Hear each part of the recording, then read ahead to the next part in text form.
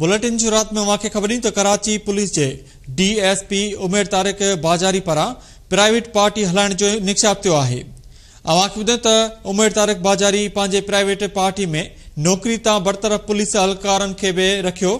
Private party जा माण्हू गैर कानूनी छापा फुरूं अगवा ऐं भत्ताखोरी करण में मुलविस हुआ।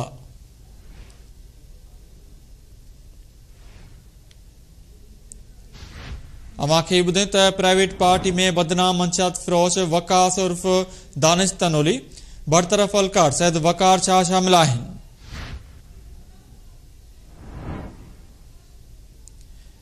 वकास उर्फ दानिश कराची डिफेंस में आइस ऐं कुकिन जो सप्लायर आहे जेको केतिराई दफ़ा गिरफ़्तार थी चुको आहे। अवांखे ॿुधायो त सैद वकार शाह बि मंशात फिरोजी में मुलविस हुजण सबबि स्पेशल ब्रांच जी रिपोर्ट ते पुलिस जी नौकरी तां फारिग थियो हो।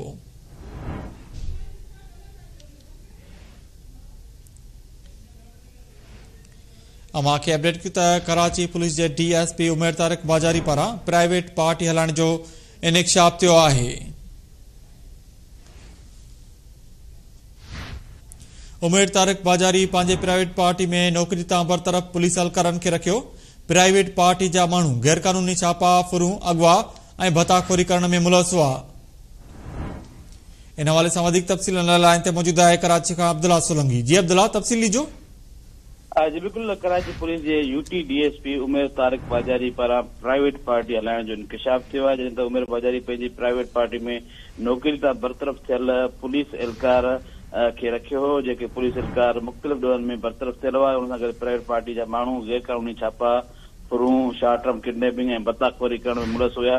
प्राइवेट पार्टी में बदनाम मंशात फरोश वकास उर्फ दानिश तनोली बरतरफ़ एहलकार सैद वकार शाह शामिल आहिनि। वकास उर्फ दानिश कराची जे डिफेंस ऐं क्लिप्टन वारे इलाइक़नि में आइस ऐं कुकिन जो सप्लायर आहे, जेको मुख़्तलिफ़ वक़्तनि ते जेको गिरफ़्तार थियण खां पोइ जेल वञी चुको आहे। जेके बाद जेको आहे DSP जो प्राइवेट बीटर रहियो आहे। जंहिं उन सां गॾु अहिड़ी तरह सैद वकार शाह बि शामिल आहे, जेको मंशात फरोशी में 2021 में जेको आहे सो स्पेशल ब्रांच जी रिपोर्ट खां पोइ जेको आहे उहो बरतरफ़ कयो वियो, जेको हिकु भेरो ॿीहर जेको आहे सो टचिंग में रही करे ऐं UT उमेर बाजारी सां गॾु प्राइवेट पार्टी हलाइण में गॾु हुया। जंहिंखां पोइ मुख़्तलिफ़ वक़्तनि ते जेको आहे छापा हणी करे शहर खे तंग ऐं जेको आहे फुरींदा रहंदा। जी, वॾी महिरबानी अपडेट करण लाइ अब्दुल्ला सोलंकी।